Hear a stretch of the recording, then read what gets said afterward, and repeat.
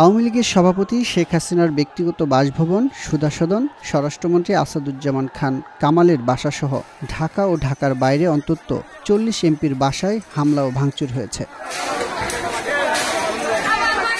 সদ্য সাবেক মন্ত্রীদের মধ্যে বাড়ি ভাঙচুর ও আগুন দেওয়া হয় ব্রাহ্মণবাড়িয়ার কসবা উপজেলায় আইনমন্ত্রী আনিসুল হক, নওগাঁ শহরের পোস্ট অফিস পাড়ায় খাদ্যমন্ত্রী সাধনচন্দ্র মজুমদার, কিশোরগঞ্জের ভৈরবে যুব ও ক্রীড়ামন্ত্রী নাজমুল হাসান, চাঁদপুরের সমাজ কল্যাণ মন্ত্রী দীপুমণি ও মেহেরপুরের জনপ্রশাসন মন্ত্রী ফরহাদ হোসেনের।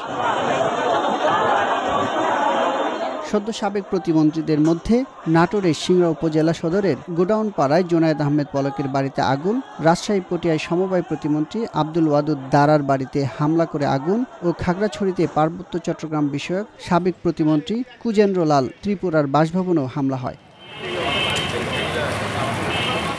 সংসদ সদস্যদের মধ্যে নীলফামারীতে আসাদুজ্জামান নূর, বরিশালে আমির হোসেন আমু, নড়াইলে মাশরাফি বিন মুর্তজা, নারায়ণগঞ্জে সেলিম ওসমান ও শামীম ওসমান, নওগাঁয় নিজামুদ্দিন জলিল, সিলেটে রঞ্জিত চন্দ্র সরকার, মাদারীপুরে শাহজাহান খান, ময়মনসিংহে শরীফ আহমেদ ও মহিতুর রহমান, নাটোরে শফিকুল ইসলাম, বগুড়ায় মজিবুর রহমান, খুলনায় মন্নুজান সুফিয়ান ও SM কামাল হোসেন, পঞ্চগড়ে নাইমুজ্জামান ভূঁইয়া, ফেনীতে নিজামুদ্দিন হাজারি, চাঁপাইনবাবগঞ্জে আব্দুল ওদুদ, লক্ষ্মীপুরে নুরুদ্দিন চৌধুরী, জামালপুরে মির্জা আজম, বরগুনায় গোলাম সরওয়ার, মাদারীপুরে আফম বাহাউদ্দিন নাসিম, শেরপুরে সানোয়ার হোসেন, সাতক্ষীরায় ফিরোজ আহমেদ, বান্দরবনে বীর বাহাদুর ওসই সিং, চুয়াডাঙ্গায় সুলাইমান হক জোয়াদ্দার ও আলিয়াজগড়ের বাড়িতে হামলা, ভাঙচুর ও অগ্নিসংযোগের ঘটনা ঘটেছে। এছাড়া পটুয়াখালী শহরে সাবেক MP আফজাল হোসেনের বাড়িতে হামলা, ভাঙচুর ও আগুন দেওয়া হয়।